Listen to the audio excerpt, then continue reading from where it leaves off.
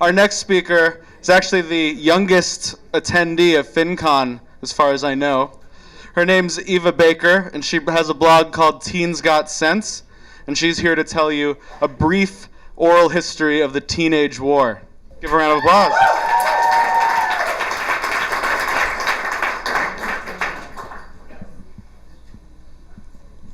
It goes by many names: the crisis or the dark years, as well as newer and more hip titles such as the tween years. I personally dislike this last moniker, as it implies that it's going to take even longer to become an adult.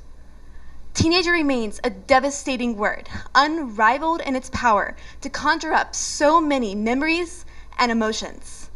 And it is these memories and emotions, along with a historical review, that are going to be the subject of this talk. Do you remember what it's like to be a teenager? Many adults I encountered today seem to have completely forgotten. And maybe that's because being a teenager sucks, and you've all tried to block it from your minds. So let's recap.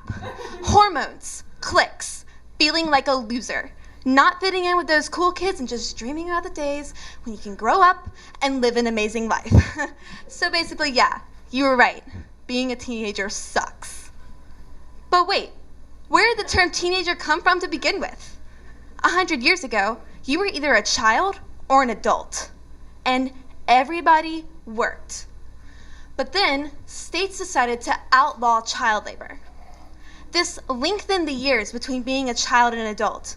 Parents no longer allowed marriage at 16 or 17, and this, along with the advent of the car, led to less and less adult interactions for teens. Then someone had the brilliant idea to consolidate high school, cramming lots of teens into one building like sardines. Schools developed their own culture, which had nothing to do with being a child, and little relevance to becoming an adult.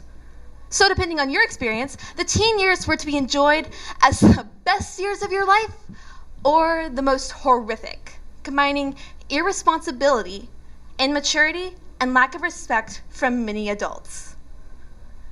So what's a teen to do in a society like ours today?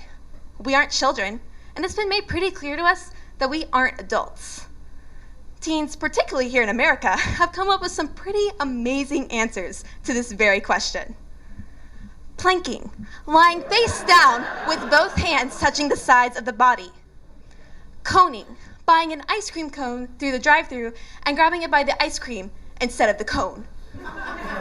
The cinnamon challenge, swallowing a spoonful of cinnamon in under 60 seconds. And owling, which is obviously mimicking an owl. And you must upload a video or a picture ASAP. And guys, this isn't funny. We are bored out of our ever-loving minds, and we have to do something with our time. In our culture, teens are not often given jobs that are valued or roles that are important in daily life. I mean, let's face it, keeping my room clean and making good grades as my ultimate goal in life just doesn't really cut it when it comes to making a real difference. But there are teens out there who are not spending their days making videos of themselves doing stupid stuff. They are working hard to make a real difference for their families and for their futures, even impacting their communities for good. All of these things are great projects for teens today. This can start right at home. So many adults say that they don't relate well to teens. But have you ever really tried?